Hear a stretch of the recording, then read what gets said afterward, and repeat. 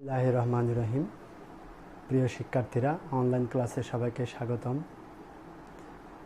আশা করি তোমরা সকলেই সুস্থ আছো ও নিরাপদে আছো। তো আমরা আজকে পদার্থবিজ্ঞান দ্বিতীয় পত্রের তাপগতিবিদ্যা অধ্যায়ের আরেকটি ভিডিও আপলোড করব। যে এই ভিডিওটা বুঝতে হলে তোমাদের পূর্বের ভিডিওটা অবশ্যই দেখতে হবে, যেখানে তাপগতিবিদ্যার দুইটা সূত্র আছে, একটা সম্পর্কে আলোচনা করা হয়েছে, যেখানে সিস্টেম ও পরিবেশ সম্পর্কে আলোচনা করা হয়েছে। তাপগতিবিদ্যার প্রথম সূত্র জুলের সূত্রটাও আলোচনা করা হয়েছে। আমরা আজকে দেখব তাপগতিবিদ্যার আর দুইটা সূত্রের 2 নম্বর সূত্রটা, যেটাকে ক্লসিয়াসের সূত্র বলা হয়, ওইটা নিয়ে আমরা কি করব, আলোচনা করব। তো তোমাদের এই ভিডিওটা বুঝতে হলে গত ভিডিওর সিস্টেম ও পরিবেশ সম্পর্কে জানতে হবে, কারণ সিস্টেম ও পরিবেশ জিনিসটা খুবই ইম্পর্ট্যান্ট তাপগতিবিদ্যার প্রথম সূত্র জানার জন্য ও বোঝার জন্য। তো আমরা প্রথম সূত্র নিয়ে, তাপগতিবিদ্যার প্রথম সূত্র নিয়ে আলোচনা করব। তাপ গতিবিদ্যার প্রথম সূত্র 2 নম্বর সূত্রটা হচ্ছে যে ক্লসিয়াসের সূত্র। ক্লসিয়াসের সূত্র, ক্লসিয়াসের সূত্র বলা হয় এটাকে। তো ক্লসিয়াসের সূত্রটা আমরা আগে দেখি, একটু বোঝার চেষ্টা করি। তো মনে করলাম এটা একটা সিলিন্ডার। আমরা সিস্টেম বলতেই বুঝি কি, আমরা সিস্টেম বলতে বুঝবো যে একটা পিস্টনযুক্ত আবদ্ধ সিলিন্ডার বা পাত্র, যেটা আবদ্ধ থাকতে হবে। তো এটা একটা সিলিন্ডার। এই সিলিন্ডারের একটা পিস্টন লাগানো আছে, এটা যদি আমরা পিস্টন কল্পনা করি, মানে এটা চারিদিকে আবদ্ধ থাকবে, আর পিস্টনটা উপরে নিচে উঠতেও পারবে, নামতেও পারবে। তো মনে করলাম এই সিলিন্ডারের মধ্যে এখানে গ্যাস আছে। তো তাপগতিবিদ্যার ক্লসিয়াসের সূত্র, এটাকে যদি আমরা সিস্টেমের উপর এখন যদি আমরা তাপ দেই, যে তাপটাকে আমরা এখানে ডেল কিউ দ্বারা প্রকাশ করি। তো এই কোনো একটা সিস্টেমে যদি আমি তাপ প্রয়োগ করি, এই তাপের দুইটা অংশ, এই তাপটা দুইটা কাজে ব্যয় হবে। আমি কোনো একটা সিস্টেমে যদি তাপ প্রয়োগ করি, এই তাপটা দুইটা কাজে লাগবে। একটা হচ্ছে যে এই তাপটা ব্যয় হবে এই সিস্টেমের গ্যাসগুলোর অভ্যন্তরীণ শক্তিতে, আরেকটা তাপের বাকি অংশ ব্যয় হবে বাহ্যিক কাজ সম্পাদনে। বাহ্যিক কাজ বলতে এখানে বোঝানো হবে, যখন আমি সিস্টেমে তাপ দিব, তখন এই পিস্টনটা উপরের দিকে সরে যেতে চাইবে। এই পিস্টনটা উপরের দিকে সরে যেতে যাবে, মানে আয়তনটা বৃদ্ধি পাবে। আগে এখন যে আয়তনটা আছে, আমি তাপ দেওয়ার পরে এই আয়তনটা বৃদ্ধি পাবে, যেটাকে আমরা কাজ হিসাবে নিব। তার মানে কি, ডেল কিউ সমান ডি ইউ প্লাস ডি ডাব্লিউ। মানে আমি কোনো একটা সিস্টেমে যে পরিমাণ তাপ দিলাম, ওই তাপের কিছু অংশ ব্যয় হবে অভ্যন্তরীণ শক্তি বৃদ্ধি করবে, আবার কিছু অংশ বাহ্যিক কাজ সম্পাদন করবে। যেই তাপটা দিব, তার এই তাপের কিছু অংশ অভ্যন্তরীণ শক্তি বৃদ্ধি করবে, আর বাকি অংশ বাহ্যিক কাজ সম্পাদন করবে। এখানে বাহ্যিক কাজ বলতে বোঝাবে যে ডিডাব্লিউ সমান পিডিবি। তাহলে পিডিবি মানে আয়তনের কি হচ্ছে, পরিবর্তন হবে। এখানে যে আগে যে আয়তনটা ছিল, তাপ দেওয়ার পরে আয়তনটা কি হবে, চেঞ্জ হবে। মানে কি, আয়তনের পরিবর্তন হওয়ার অর্থ হচ্ছে বাহ্যিক কাজ কি হবে, সম্পাদিত হবে। তাহলে এখন অভ্যন্তরীণ শক্তিটা কি? অভ্যন্তরীণ শক্তিটা হচ্ছে, মনে করলাম এই সিলিন্ডার, এই তাপ দেওয়ার মুহূর্তে মনে করলাম এটা তাপমাত্রা ছিল T1। তাপ দেওয়ার মুহূর্তে এই সিস্টেমের উপর বা এই গ্যাসের উপর তাপ দেওয়ার মুহূর্তে এটার তাপমাত্রা ছিল T1, এবং কিছুক্ষণ পরে এটার তাপমাত্রা হয়ে গেল T2, কারণ গ্যাসের অণুগুলোর তাপমাত্রা বৃদ্ধি পাবে। আগে যে তাপমাত্রা ছিল, এখন সেই তাপমাত্রাটা কীভাবে বৃদ্ধি পাবে। তাহলে তাপমাত্রা চেঞ্জ হওয়ার অর্থ হচ্ছে গ্যাসের অণুগুলোর গতিশক্তি, রৈখিক গতিশক্তি, ঘূর্ণন গতিশক্তি এবং কম্পন গতিশক্তি বা স্পন্দন গতিশক্তি কি হবে, চেঞ্জ হবে। মানে তাপমাত্রার পরিবর্তন হওয়ার অর্থ হচ্ছে ঘূর্ণন গতিশক্তি, রৈখিক গতিশক্তি এবং কম্পন বা স্পন্দন গতিশক্তি কী হবে, পরিবর্তন হবে। এই সম্পূর্ণ জিনিসটাকে আমরা অভ্যন্তরীণ শক্তি বলতে পারি। তাপমাত্রার পরিবর্তন হওয়ার অর্থ হচ্ছে অভ্যন্তরীণ শক্তির কী হওয়া, পরিবর্তন হওয়া। আমরা এখানে এটাকে বড় হাতের ডেল দিয়ে লিখি, এটা হচ্ছে ডেল ইউ প্লাস ডেল ডাব্লিউ। তাহলে এখানে ডেল কিউ হচ্ছে কি, ডেল কিউ হচ্ছে যে কি, যে সিস্টেমের উপর যে পরিমাণ শক্তি দিলাম, আর ডেল ইউ হচ্ছে ওই তাপ, যে পরিমাণ তাপ দিলাম তার কিছু অংশ অভ্যন্তরীণ শক্তিতে কাজে লাগবে, আর ওই তাপের বাকি অংশ বাহ্যিক কাজ সম্পাদনে কাজে আসবে। এই জিনিসটাকে বলা হয় তাপগতিবিদ্যার প্রথম সূত্র। তোমাদের পরীক্ষায় যদি তাপগতিবিদ্যার প্রথম সূত্র লিখতে বলে তাহলে তোমরা কিন্তু ক্লাসিয়াসেরটাই লিখবে, জুলেরটা মেনশন করে না দিলে এটা লেখার প্রয়োজন নেই। তাপগতিবিদ্যার প্রথম সূত্র বেসিক্যালি এই সূত্রটাকে বলা হয়, মানে ক্লাসিয়াসের সূত্রটাকে তাপগতিবিদ্যার প্রথম সূত্র বলা হয়। তাহলে আমরা এটা একটু লিখি এবার, আশা করি তোমরা জিনিসটা বুঝছো। কোনো একটা সিস্টেমে যদি তাপ প্রয়োগ করা হয়, ওই তাপের কিছু অংশ অভ্যন্তরীণ শক্তি বৃদ্ধি করবে, বাকি অংশ বাহ্যিক কাজ সম্পাদনে কাজে লাগবে। তাহলে ক্লাসিয়াসের সূত্রটা কি, কোনো সিস্টেমে যে পরিমাণ তাপ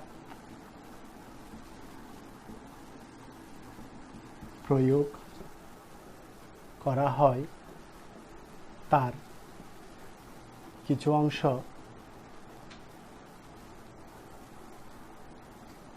অংশ সিস্টেমের অভ্যন্তরীণ শক্তি বৃদ্ধি করবে, অভ্যন্তরীণ শক্তি বৃদ্ধি করে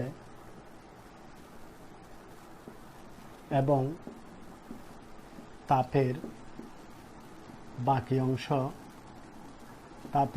অংশ বাহ্যিক কাজ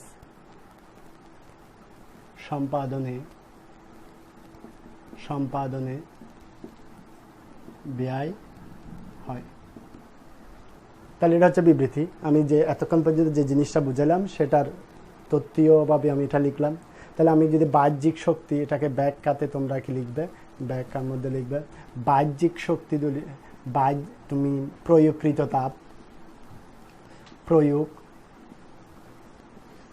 প্রয়োগকৃত তাপ আমি যদি ডেল কিউ ধরি, মানে এই পরিমাণ তাপ আমি সিস্টেমে কি করলাম, প্রয়োগ করলাম। তাহলে এই পরিমাণ তাপ, প্রয়োগকৃত তাপ যদি এটা হয়, তাহলে অভ্যন্তরীণ শক্তি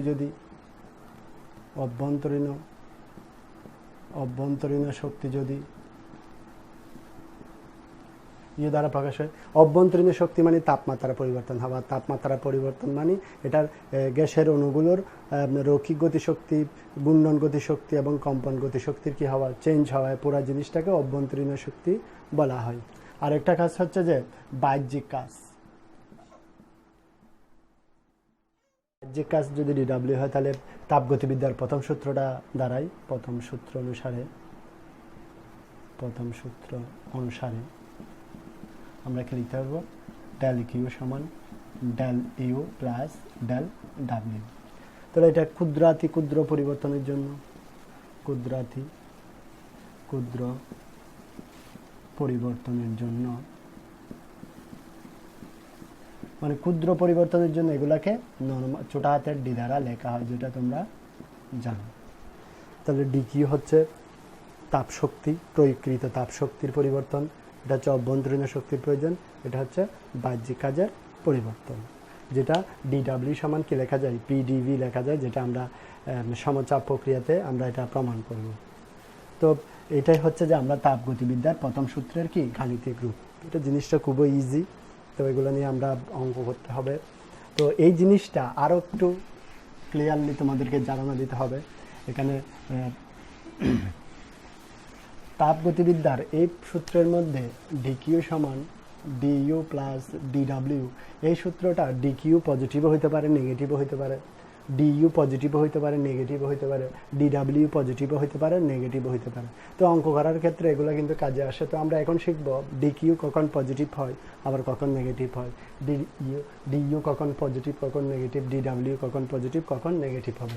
তো ডিকিউ কখন পজিটিভ হয়, তাহলে ডিকিউ যখন সিস্টেম তাপ গ্রহণ করে, সিস্টেম তাপ গ্রহণ করে, সিস্টেম যদি তাপ গ্রহণ করে তখন এটা পজিটিভ হবে, মানে ডিকিউকে পজিটিভ ধরবো। কখন নেগেটিভ ধরবো, ডিকিউ কখন নেগেটিভ হবে, সিস্টেম তাপ হারালো, সিস্টেম তাপ পজিটিভ। এরপরে হচ্ছে ডিইউ,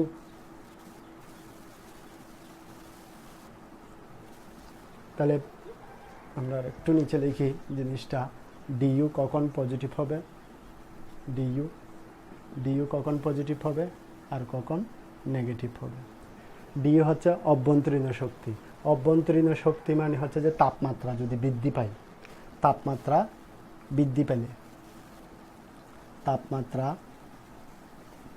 বৃদ্ধি পেলে, তাপমাত্রা বৃদ্ধি পেলে, আবার যদি বলা হয় অভ্যন্তরীণ শক্তি বৃদ্ধি পেলে, এটা সরাসরি তাপমাত্রা বৃদ্ধি পায় প্রশ্নের মধ্যে বলতে পারে, আবার অভ্যন্তরীণ শক্তি বৃদ্ধি পেলে, অভ্যন্তরীণ শক্তি বৃদ্ধি পেলে, তাপমাত্রা হ্রাস পেলে, অথবা অভ্যন্তরীণ শক্তি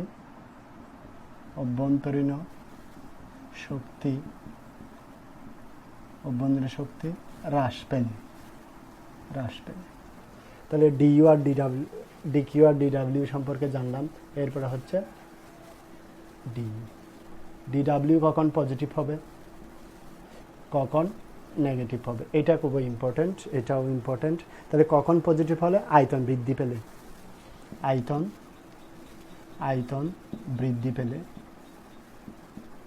বৃদ্ধি পেলে। আরেকটা ইম্পর্টেন্ট কথা হচ্ছে যে সিস্টেম যদি পরিবেশের উপর কাজ করে, সিস্টেম কর্তৃক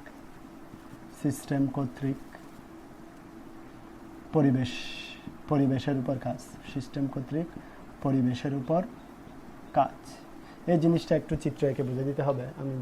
তাহলে আরেকটা হচ্ছে আয়তন হ্রাস পেলে,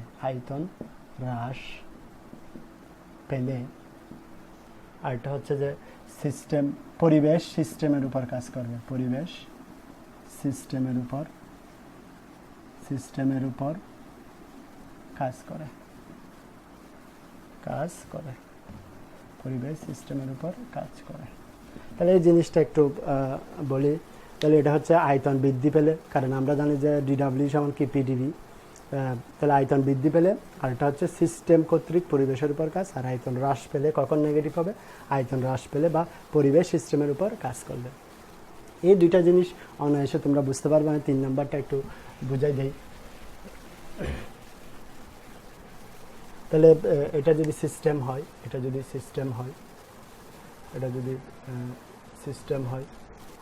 আয়তন বৃদ্ধি পাওয়া মানে, তাহলে আয়তন বৃদ্ধি পাওয়া মানে আমি যদি এখানে যদি তাপ প্রয়োগ করি, মনে করলাম ডিকিউ পরিমাণ তাপ দিলাম, তাহলে এটা আয়তনটা কি বেড়ে যেতে পারে, আয়তনটা বৃদ্ধি মানে পিস্টনটা উপরের দিকে চলে যাবে। তার মানে গ্যাস নিজে কাজ করবে, সিস্টেম নিজে কাজ করে এই পিস্টনটাকে উপরের দিকে ঠেলে দিবে। উপরে মানে এটার চারিদিকে যা আছে এগুলো হচ্ছে পরিবেশ, সিস্টেমের বাইরে যা আছে তা হচ্ছে কি পরিবেশ। তাহলে সিস্টেম যদি নিজে কাজ করে এই পিস্টনটাকে উপরের দিকে ঠেলে দেয়, তাহলে সিস্টেম কার উপর কাজ করছে, পরিবেশের উপর। সেজন্য এটা পজিটিভ হবে ডিডাব্লিউটা। আর কখন নেগেটিভ হবে, বাইরে থেকে যদি আমরা সংকুচিত করি, বাইরে থেকে যে কোনো দ্বারা এই পিস্টনটাকে নিচের দিকে নামাই দেই, তাহলে এই গ্যাসের অণুগুলো বা এই পিস্টনটা নিচের দিকে নেমে আসবে, মানে গ্যাসটা সংকুচিত হবে। সংকুচিত হওয়ার অর্থ হচ্ছে পরিবেশ কার উপর কাজ করছে, সিস্টেমের উপর কাজ করছে। পরিবেশ যদি সিস্টেমের উপর কাজ করে বা আয়তন যদি হ্রাস পায়, তাহলে ডিডাব্লিউটা কী হবে, নেগেটিভ হবে। যেটা তোমরা অঙ্ক করার ক্ষেত্রে এই জিনিসগুলো পজিটিভ নেগেটিভগুলো বুঝতে পারবে। আমরা তাহলে একটা অঙ্ক করব। এখন একটা অঙ্ক নিয়ে আলোচনা করব। একটি সিলিন্ডারের মধ্যে কিছু পরিমাণ গ্যাস পরিবেশের উপর এত জুল কাজ সম্পাদনের সময় পরিবেশ থেকে এত জুল তাপ শক্তি শোষণ করে, গ্যাসের অভ্যন্তরীণ শক্তির পরিবর্তন কত হবে। তো কিছু পরিমাণ গ্যাস পরিবেশের উপর এত জুল কাজ সম্পাদন করে, তার মানে আমার সিলিন্ডার বা সিলিন্ডারের মধ্যে যে গ্যাসটা ছিল সেটা পরিবেশের উপর কাজ করছে। তাহলে সিলিন্ডার বা সিস্টেম যদি পরিবেশের উপর কাজ করে তাহলে সেটার ক্ষেত্রে ডিডাব্লিউটা কি হয়? পজিটিভ হয়, যেটা আমরা একটু আগে নোট করে দিলাম। জিনিসটা ভালো করে দেখবে তোমরা। 200 জুল, 200 জুল। পরিবেশ থেকে এত জুল তাপ শক্তি শোষণ করে। সিস্টেম যদি তাপ শোষণ করে তাহলে সেটা ক্ষেত্রে ডিকিউটা কি হয়? পজিটিভ হয়। সিস্টেম যদি তাপ শোষণ করে তাহলে ডিকিউ কি হয়? পজিটিভ হয়। তাহলে এটা পজিটিভ হবে জুল। এরপর আমাদের অভ্যন্তরীণ শক্তির পরিবর্তন বের করতে বলছে। তাহলে আমাদের সূত্রটা কি? ডিকিউ সমান ডিইউ প্লাস ডিডাব্লিউ। তাহলে এখান থেকে ডিইউটা বের করতে হবে, ডিকিউ মাইনাস ডিডাব্লিউ। তাহলে ডিকিউ এর মান হচ্ছে 500 আর ডিডাব্লিউ হচ্ছে 300 জুল। তাহলে এটা হচ্ছে আমাদের অভ্যন্তরীণ শক্তির পরিবর্তন, যেটা খুবই ইজি একটা অঙ্ক। এর চেয়ে আরেকটু ডিফিকাল্ট আছে অঙ্ক। তো এটা বুঝতে হলে আমাদের এই ডিডাব্লিউ এর পরিবর্তে কিন্তু পিডিবি লেখা যায়। মানে এই ডিডাব্লিউ এর পরিবর্তে একটা সূত্র আছে, ডিডাব্লিউ সমান কি? পিডিবি। এটা কিন্তু আরেকটা টপিকস পড়তে হবে সমচাপ প্রক্রিয়াতে। তো এখানে বসালে আমরা আরও অনেক জটিল অঙ্ক করতে পারবো, যেটা নেক্সট টপিকসগুলো পড়ার পরে আমরা অঙ্কগুলো করতে পারবো। তো তোমরা এই ধরনের সহজ যে অঙ্কগুলো আছে সেগুলো বই থেকে করবে। আজকে এতটুকু। তোমরা সকলে ভালো থাকবে, সুস্থ থাকবে। আল্লাহ হাফেজ।